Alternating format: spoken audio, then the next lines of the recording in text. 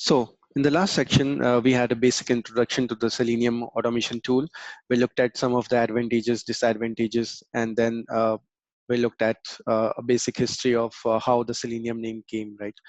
Now, to before moving on to Selenium, uh, commands or methods which are available and how you can build your scripts using Selenium.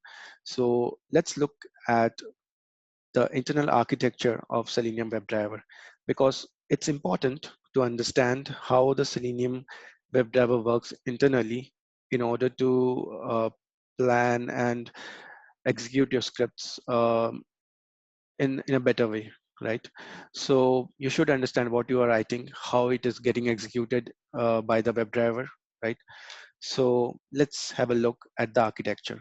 So these are the four different components which are present in the WebDriver architecture. So the first is the language bindings. Second is the JSON wire protocol, which is a REST API. Then there are the browser drivers, and then there are the real browsers, right? So both of these drivers and browsers connect over HTTP, right? And each of the browser drivers have their own HTTP server.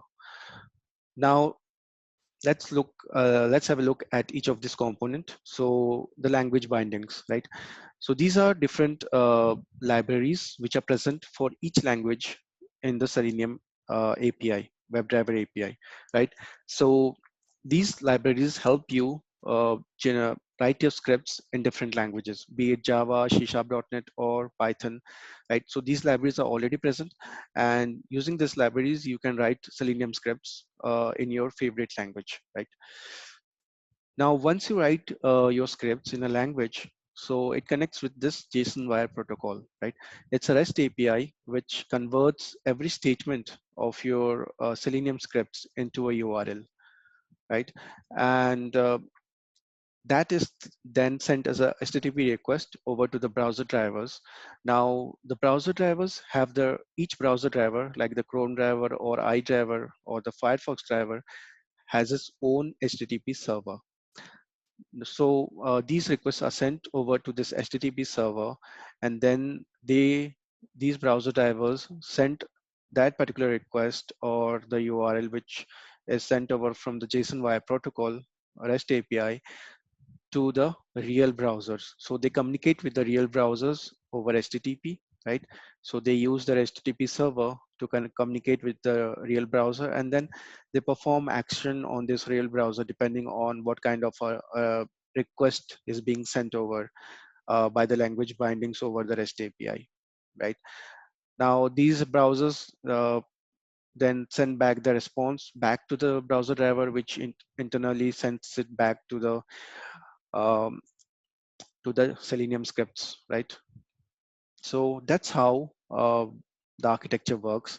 So, and the different components work together within the Selenium WebDriver API.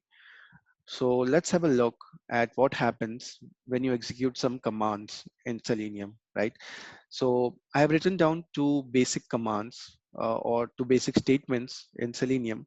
So the first statement, if you see, is creating a new instance of the Chrome driver, right? So WebDriver is the class and driver is the object, right? And the new Chrome driver. So again, the Chrome driver is a kind of library. So we are creating a new Chrome driver instance and storing it in this driver object. Now we are using that driver object to execute a get command, which is an internal command of Selenium.